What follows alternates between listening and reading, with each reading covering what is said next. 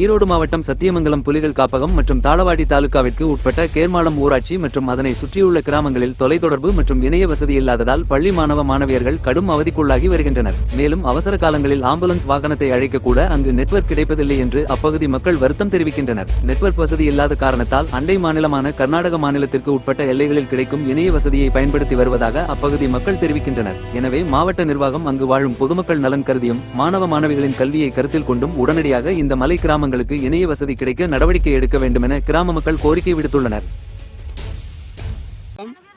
என் பேர் சித்ராஜுங்க. நாங்கள் ஒரு விவசாயி. கேர்மாளம் ஊராட்சியில் தான் வசித்து வருகிறோம். எங்கள் ஊரில் நெட்வொர்க் வசதி இல்லை.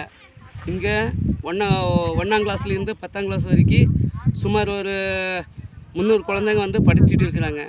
இப்போ 9லேருந்து 10ஆம் கிளாஸ் வரைக்கும் ஆன்லைனில் கூகுள் அக்கௌண்ட் ஓப்பன் பண்ணணும் அப்படின்னு சொல்லி போட்டு தமிழக அரசு சொல்லியிருக்குது. அது சொல்லியிருந்தா எங்கள் ஊரில் நெட்வொர்க் இல்லை. தமிழ்நாட்டிலேயே நெட்வொர்க் இல்லாத ஊராட்சி என்றால் அது கேர்மாளம் தாளவாடி ஊராட்சி ஒன்றியத்துக்கு உட்பட்ட கேர்மாளம் ஊராட்சி தான் தமிழகத்திலேயே நெட்வொர்க் இல்லாத ஊராட்சியாக இருக்கிறது. இங்கே வாழக்கூடிய மக்கள் நெட்வொர்க் இல்லாமல் நமது அண்டை மாநிலமான கர்நாடக நெட்வொர்க்கை பயன்படுத்தி அந்த நெட்வொர்க்கை பயன்படுத்தி பாங்காடு ஓரமாக வனப்பகுதி ஓரமாக ஸ்டூடெண்ட்ஸ் ஆகட்டும் ஊர் பொதுமக்களாகட்டும் நைட்டில் ஏதாவது எமர்ஜென்சி என்றாலும் நைட்டில் கூட இந்த இடத்துல தான் ஃபோனில் பேசணும். மற்ற இடத்துல எங்கேயும் நெட்வொர்க் கிடைக்கிறது இல்லை.